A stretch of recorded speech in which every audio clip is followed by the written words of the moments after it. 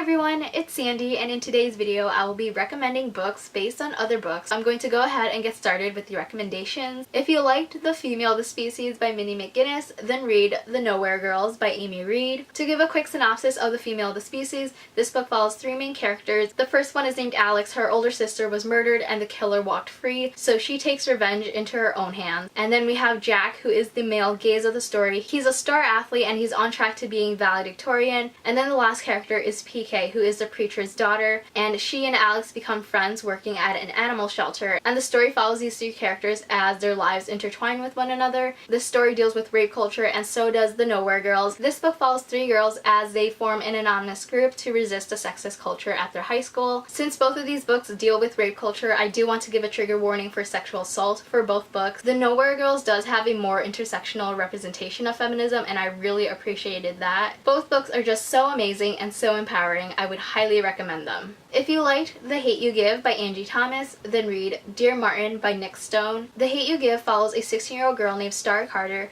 who witnesses one of her best friends being shot and killed by a police officer. Dear Martin follows Justice McAllister, who is put in handcuffs for something he didn't do, and afterwards he begins writing letters to Martin Luther King Jr. But one day, as Justice and his best friend go on a drive, they're listening to really loud music and they encounter a police officer who's off duty. During this encounter, Justice's best friend is shot and killed by the police officer. Both books deal with racism and police brutality in such a heartbreaking and powerful way. Angie Thomas even blurbed Dear Martin, and Jason Reynolds have blurbed both of these books. I haven't read a book by Jason Reynolds yet, but I know I need to. So if you liked one of these books, definitely read the other. So if you liked To All the Boys I've Loved Before by Jenny Han, then you'll like I Believe in a Thing Called Love by Maureen Gu.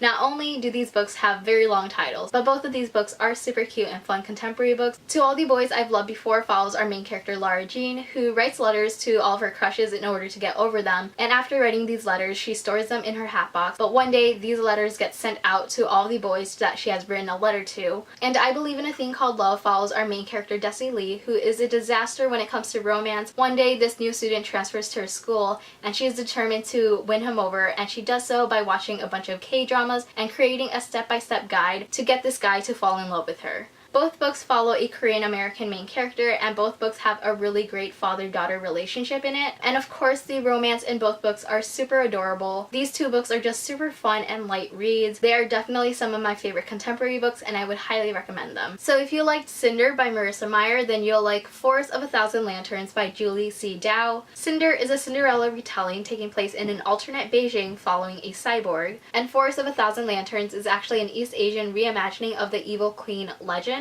Cinder is the first book in a 4-book series, and Forest of a Thousand Lanterns is the first book in a duology. Both stories are very different, follows different types of characters, but it has that fairy tale theme that connects the two, so I think that if you enjoyed one of these books, you'll enjoy the other. So just FYI, the second book for Forest of a Thousand Lanterns is called Kingdom of a Blazing Phoenix, and that is actually the story of Snow White. So if you liked The Darkest Minds by Alexandra Bracken, then you'll like Elusive by Emily Lloyd Jones. The Darkest Minds follows a 16-year-old girl named Ruby who breaks out of a government-run rehabilitation camp for teens who have acquired dangerous powers after surviving a virus that has killed most of American children. And Elusive also takes place in a world where there is this deadly plague that has killed a lot of people, and a vaccine was created to fight off this plague. But a side effect of this vaccine, a small population have developed superpowers. And this book follows a 17-year-old girl named Sierra who has the powers to create illusions. So as you can see, these books are very similar to one another with the deadly virus and also characters with powers. Since these worlds are so similar, I think that if you enjoyed one of these books, you will definitely like the other.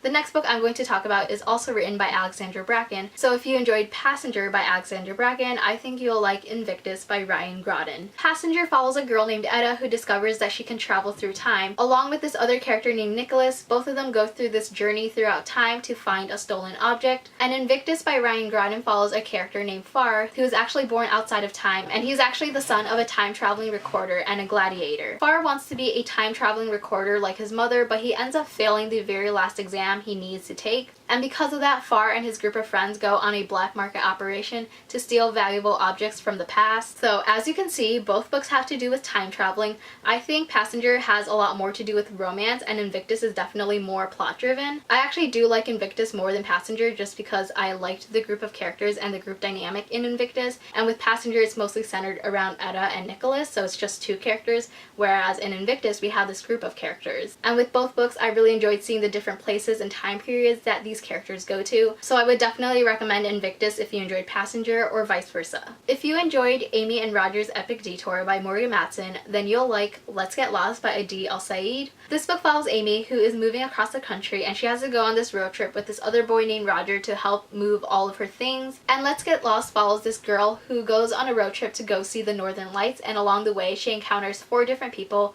whose lives she has an influence on. I really enjoyed the relationships that are formed in both of these books. With Amy and Roger, that's a romantic relationship. Let's Get Lost does have a romantic relationship, but it is mostly focused on friendship, and I really enjoyed that aspect of the story. And what I really liked about Let's Get Lost is that it's told in the point of views of the characters that the main character encounters, so you don't get the main character's point of view till the very end of the story, and I think that's just such a unique way of storytelling. Lastly, if you liked The Fifth Wave by Rick Yancey, then you'll like In the After by Demetria Lunetta. The Fifth Wave takes place in a post-apocalyptic world following our main character Cassie, who is trying to survive, and she's doing so alone until she meets this other character named Evan Walker. In the After also takes place in a post-apocalyptic world, but it does so in a world that's overrun by violent and deadly creatures. These creatures are actually triggered by sound, so the main character Amy and this other younger character that she's living with are trying to stay alive and survive. Both books is very focused on survival. The Fifth Wave does have more of a romance in it than In the After does. In the After definitely focuses on this sibling relationship between Amy and this younger character. In The Fifth Wave, Cassie's goal is to find her younger brother, so you do see the sibling relationship throughout the series. In the After is a duology, I believe, and I haven't read the second book yet, but I really want to. The Fifth Wave isn't my favorite series. I think the series went downhill after that first book,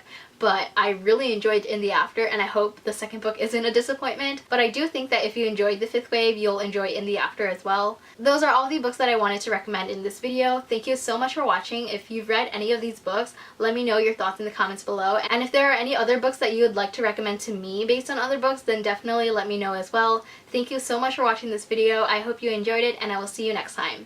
Bye!